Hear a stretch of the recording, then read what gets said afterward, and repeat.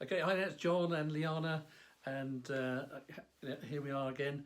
Now, what we thought we'd do is we'll just talk about what we think is the value of a bad date. I think we both believe that a really, really bad date is a really great thing, you know. And why is that? Well, it might be great in the moment. You never know. But so what's the value of, imagine you got the date and it just goes horribly wrong in all the ways you can imagine. How can you use that, get something from that that makes sense to you? So, Liana, have you ever had a really bad date? Yeah, I don't see it as really bad date. No. I had meetings, connections which didn't work out that well, and we had the feeling of not being able to communicate so much, or have not the connection, or a situation where people judge you and where you know straight away, let's say after a few minutes, that they have already made up their mind about you. And it doesn't happen so much now anymore, because I talk a lot about passion, a lot about things where you get connected, but it is really easy when that happens. So when somebody comes with a certain expectation, let's say they have a certain expectation, you start chatting with them, and they really early have signs of them not being interested or less interested, then it is, you have a choice. You have a choice then what to do. You could obviously go into beating yourself up and It's always a good tactic, getting into I'm not good enough, or you could really kind of allow yourself to explore that situation and to see what works for you or what doesn't work for you in particular at these situations. What is it you can learn to know that doesn't sit right with you, or that wouldn't be an option in the future. And I learned a lot from difficult relationships, or from at work even, or in private, as well as from these dates. How quickly people judge a situation and what not to do. You know already what is a clear sign of the other person not being interested. And sorry, for instance that where but try to not take it personal, and try to stay connected with yourself and see what comes up for yourself, because then it could be very, very valuable for you to see your own rules and to see where you may be sabotaging yourself, even though that reaction has nothing to do with you. It has to do with the other person's expectation and what they wanted. I think it's this is very much a coaching kind of sort of way of thinking. But when you've got something that you don't want, let's say like a bad date, or something in your life that you're not enjoying, and it doesn't make sense to you, and so on. What people tend to do is focus on that thing. They focus on the thing that's going wrong, rather than think, actually, what do I want instead? Okay, so this date's going really badly. Okay, what would make this date a better date? And you could find yourself sitting there in a date kind of thing and just find yourself talking about the weather and all sorts of other stuff, and never actually have a real conversation about what's important to you and the other person, and start to get to know each other. I think for Liana and I, that would be a bad date, is when you're not actually getting to really know the person, and actually they're not prepared to open up. You ask them great questions. You ask them about what do they enjoy in life and what's really important to them, and they go, oh, I don't know, money, and it's just not going anywhere. So that's a time to think. Okay, so what this this isn't working, but what would work? Okay, so I'm not sure we've made it really clear at the moment on this video that every experience you have in life, whether it's bad or good, you can learn something from it. Is the bottom line, but only if you take the time to do that. Only if you take the time to sit back and reflect, and you can do that in a date or after the date, but it's life experience is informing you all the time. If something's not working, it's telling you the opposite does. Okay, so that's one way of thinking about it. And it's as well, you know, only because the other person doesn't have fun doesn't mean you can't have fun. Yeah, for me, it's like when I meet somebody, I decide to have fun either way. Yeah. Because it's your thought, it's your, is what you bring onto the table which will dictate how you feel. Yeah, and only because somebody has maybe certain expectation, you can still have a good time. Yeah, it's just when you're over focusing on yourself and you're interpreting that as it has something to do with you and you're not okay, then you're going into places you feel vulnerable, or you feel neglected, or you feel rejected as such. Rejection just means the other person had a different expectation, yeah, and they're not flexible enough to go with what is there. So go with what you bring into the room, into that date, and that is a loss for them, because they really don't see your value at that time. And that is a choice, and they have the right to make these choices, but you have the right as well to just have a good time anyway. Yeah, absolutely. So don't beat yourself up for things going wrong. Just ask myself, what can I learn from this situation? How can I amuse myself? One example for you, I remember that was I'd regard as a particularly bad date, which was quite funny, where I had a lady there, and she was a health and fitness coach, and now I'm a rather large chap.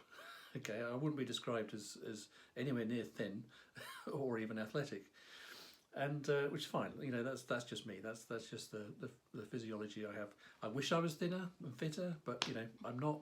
You know, it doesn't bother me. It doesn't ruin my confidence on a date. I'm just very comfortable with who I am. But this lady lectured me for about half an hour on all the things I should be doing. She just assumed that I should eat healthier, I should get more exercise, I should be doing this, and I should be doing that. And it amused me just to let her run this lecture for as long as she wanted. And then I thought, and I enjoyed finding a question to stop the lecture. And I eventually found one which I said, "How do you know I don't know all this already?" And it completely stopped her in her tracks, because she really hadn't thought that. You know, she really hadn't taken any time to get to know me at all, or talk about health and fitness in terms of a dialogue or a conversation. It was all lecture. Now that was interesting, because actually that stopped that conversation dead, and actually we had a much better conversation for several hours about all sorts of other things, about coaching people, working with people and so on. And I clearly wasn't the right person for her, because she had certain rules in her life about, you know, people should be a certain shape and size and so on, which I don't. But we did learn a lot from each other from that point. And I still enjoy that question, you know. I'll use it again. So I mean, I'd offer that as something. If someone's lecturing you or telling you something, or they've made an assumption that you don't know something, is ask the question, how do you know I don't know that already? You know, would be a way to break the pattern of what's going on there at the moment, which is not working for you. So have fun doing stuff like that.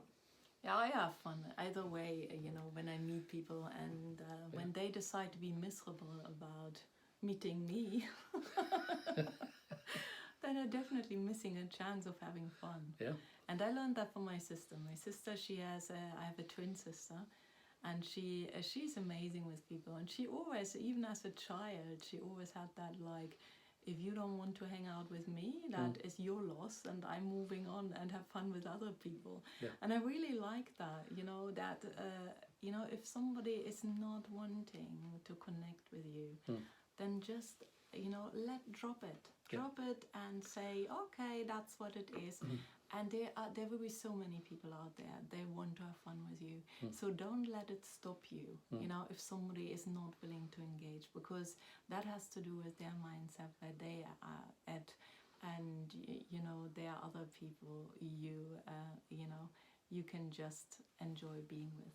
Yep. Do you like everybody you meet in your life? No. No, we don't. So why do we expect everybody to like us?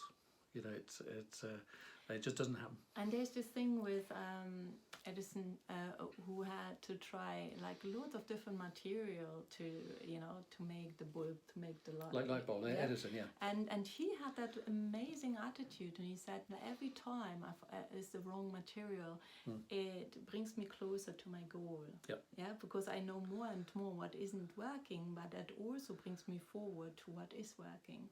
And to just see that, you know, with not working, that is a step in the right direction, because you learn more about yourself, you learn more about the choices, and to maybe reflect, why did I choose this person to have a date with?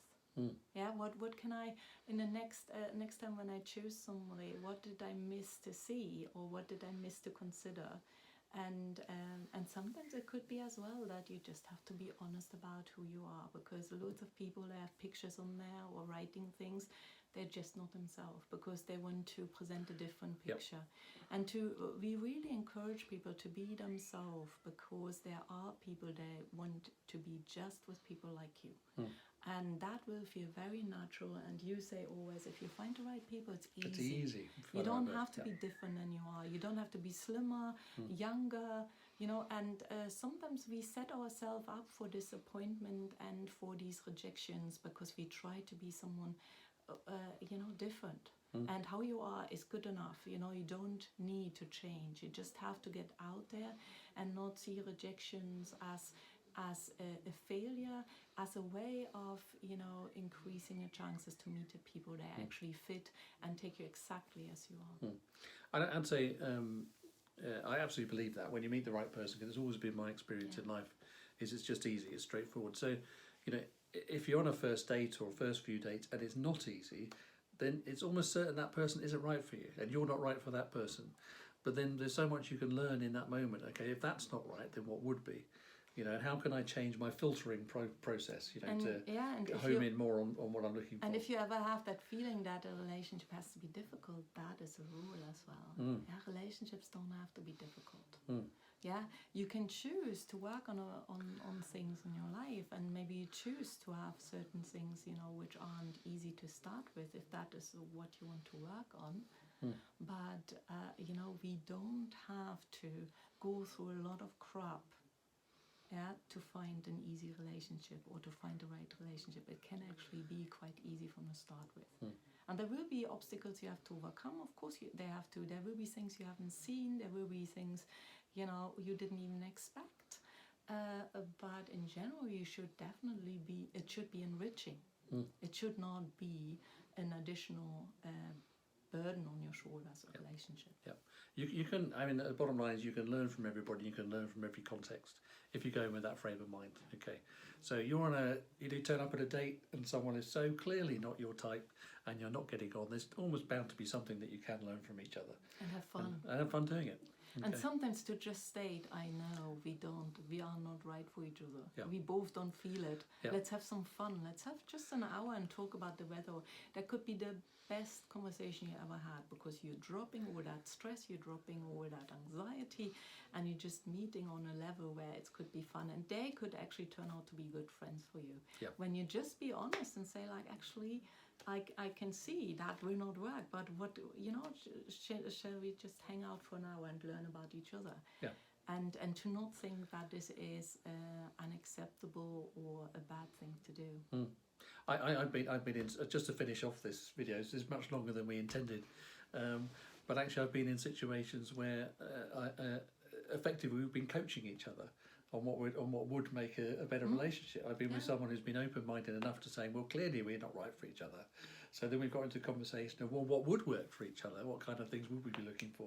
And that was a really interesting conversation, and was actually in the moment. We're both kind of going, yeah, you're not right for me, but I wonder who would be. And then you have a great conversation about that. You can do that too, you know. Okay, so that now you may not feel like you can do that, but trust me, if you get into that frame of mind, if you go into every interaction, when you meet someone new, is what can I learn from this person? Then you're going to have a much better experience. And you can only control your own stuff. Yeah. So if a person, you know, you're honest or you're saying something and the other person is feeling rejected or feeling upset about it, it's their stuff. They have to deal with it. They have a rule book where that is a bad thing for them. But you have to look after yourself. Yep. Okay. So all right, have fun. Have fun.